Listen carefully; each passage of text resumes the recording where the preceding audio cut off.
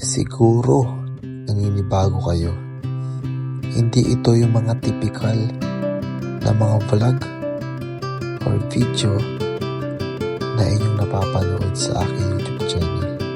Itong video na ito ay hindi lamang video, hindi lamang vlog, kundi isa itong daan upang pasalamatan ang mga taong patuloy na nagmamahal, tumatangkilik, sumusuporta sa buong Team Kalingap.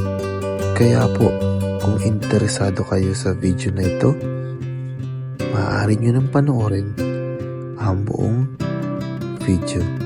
Sa hindi naman po, pwede rin naman po na hindi na.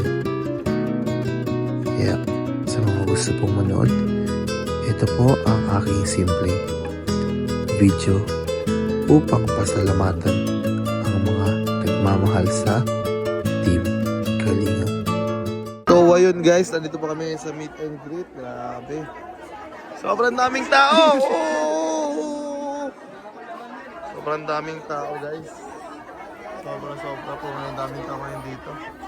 Di ko rin inasahan na ganito pala karami ang nagmamahal, sumusuporta sa Team Kalingap. Lalo na andito kami sa Hong Kong, malayo sa Pilipinas, ngunit talagang pinapanood pa rin at minamahal ang Kalingap.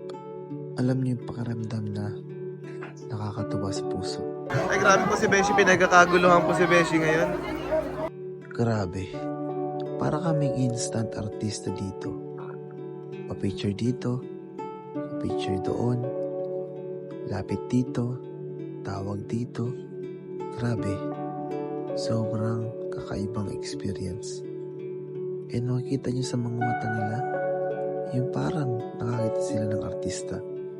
Yung parang nakita nila yung mga ini-idol nila na dating nasa cellphone or TV lang. Kahit makita mo sa kanila, kahit pagod na kakahintay, ito, tuloy pa rin sila. Dahilan nito, siya ang dahilan ng lahat kung bakit kami nandito. Si Kalingap Rab. Grabe, ready na po si Kalingap. Kuya Rab, ready ka na Kuya Rab? Ready na! Kahit di ko pa kabisa. Parehas ba tayo? Bahala na. Enjoy na lang tayo. Yo! Alam niyo po ba kung saan kami ready? Nag-ready kami para sa sayaw. Sayaw na ihahandog namin para sa mga naghihintay at nagmamahal sa amin dito sa Hong Kong. Oh, daw bro, next na tayo bro. Bro, ready ka na bro? Parang basic lang sa'yo bro. Sana all. Bala ko.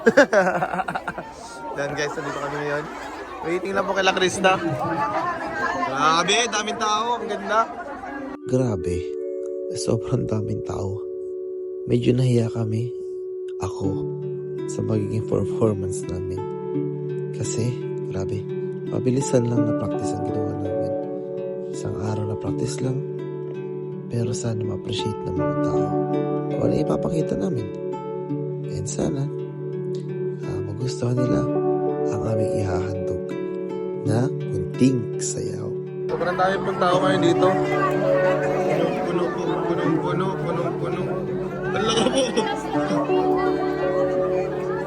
Ang daming tao ngayon dito guys.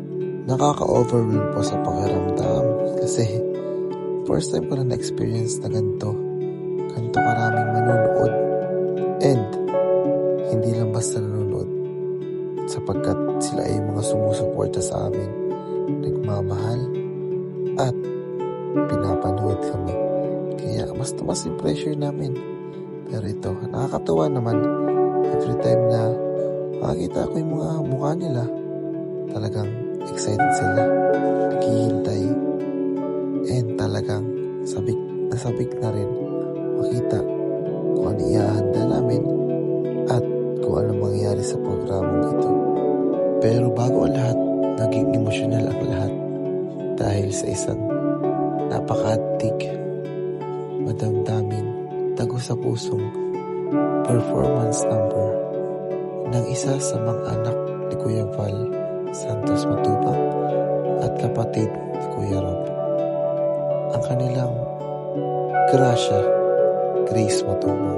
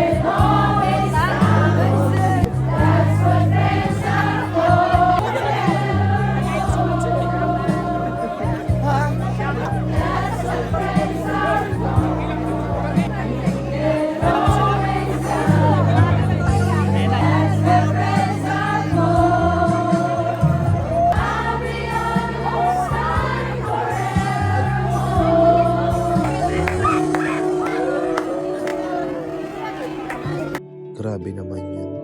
Tagos sa puso ang inihantog na awitin ni Grace para sa ating mga minamahal na supporters, mga kababayan. Grabe, biglang naging emosyonal ang paligid. Pero dahil doon, pero bago ko po ipagpatuloy ang mga nangyari sa meet and greet, ito po, meron po ako inihandang vlog para sa inyo po. Itong vlog po na ito ay sinut namin isang araw bago ang meet and greet. Sana po, kasiyahan muna po tayo kasi medyo nag-emotional tayo kanina. And ito pa ang mga nangyari sa vlog na ito.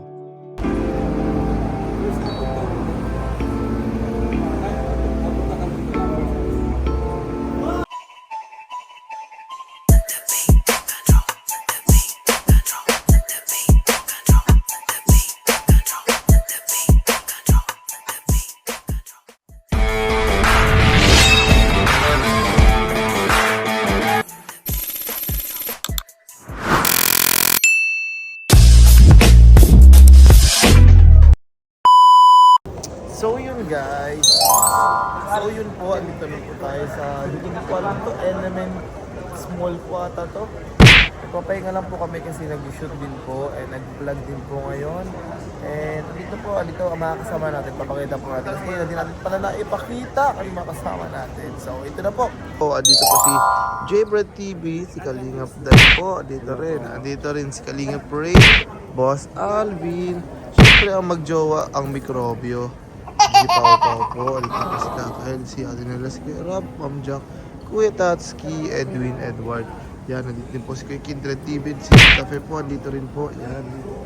Nandito din po sila Baby Rai. And yung iba po din nating kasama. Yan, nagbablog sila guys.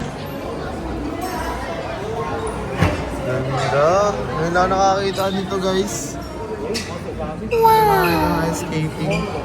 Grabe. Sick. So yun guys, lunchtime na naman tayo today. And ang ating pagkain na ito po, pork na pero curry, may flavor, white curry with iced tea na literal na parang Lipton tea. Iced tea lemonade po siya. Yeah, so guys, let's eat. Manyo po ako pagkain sa ating day 4 in Hong Kong. So. Ayan pa natin asukal kasi ang tabang nung tea. Hindi tayo sanay sa tinila dito.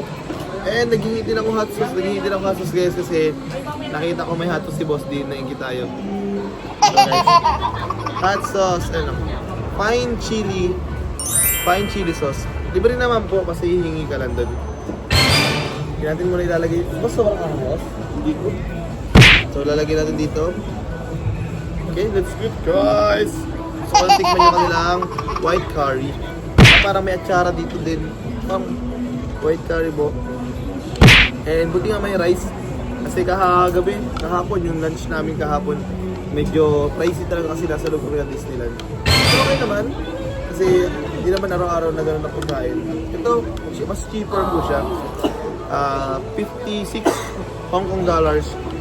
Wag na po natin computein kasi pag kinumpute po natin, nakakalula ang presyo pa rin. Pero ito, mas mura-mura to. Siguro mga nasa around 500 pesos.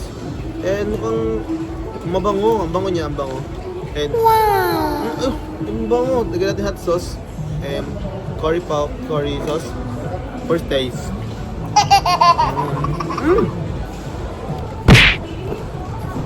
Sarap. Yung pagka-curry niya po parang lutong Pinoy na curry. Masarap siya. And try naman natin na walang powder or walang anything. Gulay lang. Tignan natin walang gulay. May gulay naman.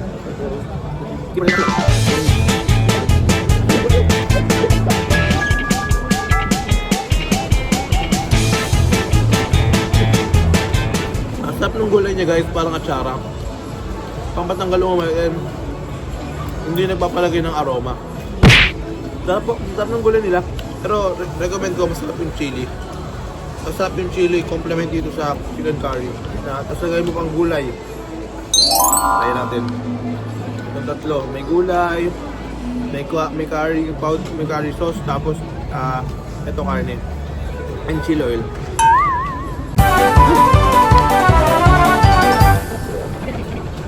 Siguro guys, sa lahat na nakakain ko dito ngayon sa simula nung day 1 sa Hong Kong, ito pa lang yung parang tingnan ko na lasang Pinoy. Kasi yung mga pagkain po na dito, lalo yung mga stew, chicken curry, stew nila, medyo iba yung lasa. So ito, mas okay yung lasa niya. Mas maka-Pinoy. Kasi chicken curry. Wow! And hindi nalalay dun sa curry ng Pilipinas kasi ano din siya, creamy. Mushroom na lang nga po kulang nito eh. Perfect na sana. And kasi yung gulay nila medyo mapait yung gulay. Hindi ko alam kung anong klase ito, celery or baka native na ano dito. Gulay. Pero almost matamis siya, boss.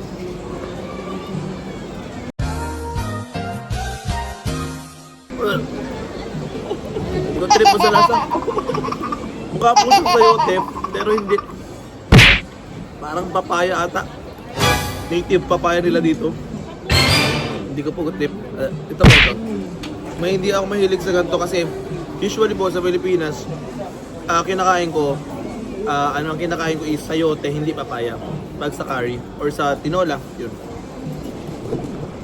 Naman guys, tumayo na lang ulit.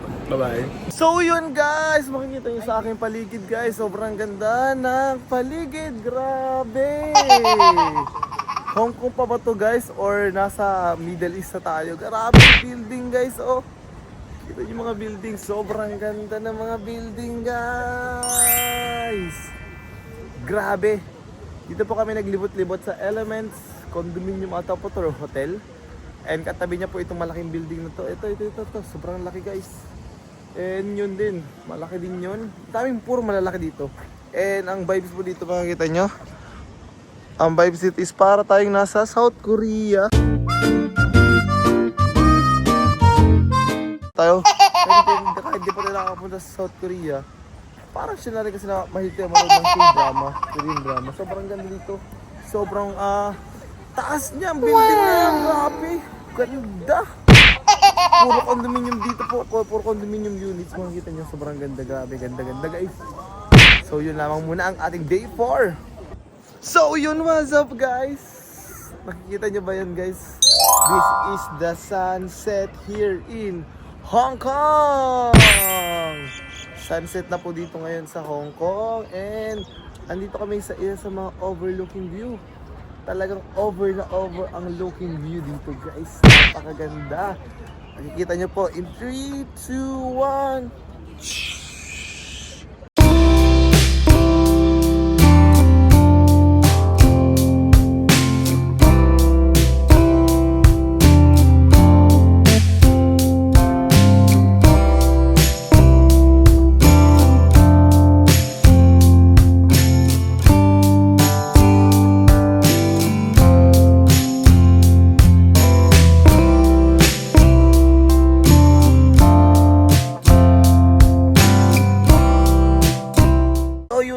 Bababa na po kami. Kita niyo po kung gaano kataas ang tinaas namin. Ito po. Yan, ganyan. Matutok naman ang camera, please. Ay, sige po. Ano ko sa'yo? Picture po. 1, 2, 3, 1, 2, 3, 1, 2, 3. Okay na po. Alangan 4. Yun, eto po, pababa na po tayo ngayon. Uy, pababa na tayo guys. Sobrang taas to, inakyat natin. Siguro mga 1,100 steps din po ata to or more than. Pero sobrang solid ng ganda. Sobrang solid po ng view. Sobrang ganda dito guys. Grabe, this is the day 4 in Hong Kong. Bukas po natin greet na Sunday na. And pagka 6th day po namin is uwi na po. Kasi 11 din po yung flight namin. 11 AM in the morning. Napakaaga guys. So maaga din kami aalis kasi sa ano po namin. So ini-stay yan 1 hour. Ikit din po ang biyahe.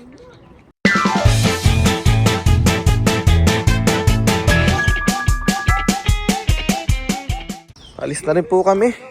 Kasi pupunta na kami sa night market later. Woohoo! Ganda dito ng pintuan. Sasaduhin natin muna. Wow! Automatic yun guys. Ay, paon na. Ayun na. Close siya. Oh, thank you! Grabe ganda dito guys. Yan. Grabe ganda dito ng mga building. Grabe. Talagang sobrang modernized mga building, hotels, structures, engineering nila dito. Ganyan po yung itsura niya dito. Kahit walang tao guys dito kasi alam po train station po ito. Walang tao dito. Ito po, sobrang lawak. Ang ganda ng structure. Makikita niyo yung pinakita ko kayo sa labas. Ang ganda ng pagka-structure niya guys. Ang ganda ng pagka-design. Talagang modern na modern. And talagang for sure matagal ito bago po ito na build. And guys, may papasukin tayo ngayon guys. Papasukin tayo. Kasi may nabalita. Papasukin tayo guys. Ayun na guys, pinasok na natin guys. Boss. Naligaw ka kami boss eh. Kahanga-hanga ang iyong pag-ibig, mananatili sa buhay ko tuwing na kapayapaan ay nagdamag, kalayaan sa'yo nakita. Kahanga-hanga ang iyong pag-ibig, mananatili sa buhay ko tuwing na kapayapaan ay nadama, kalayaan sa'yo nakita. Ako ay aawi, sasambahin at pupurihin ka sa iyong ginawa.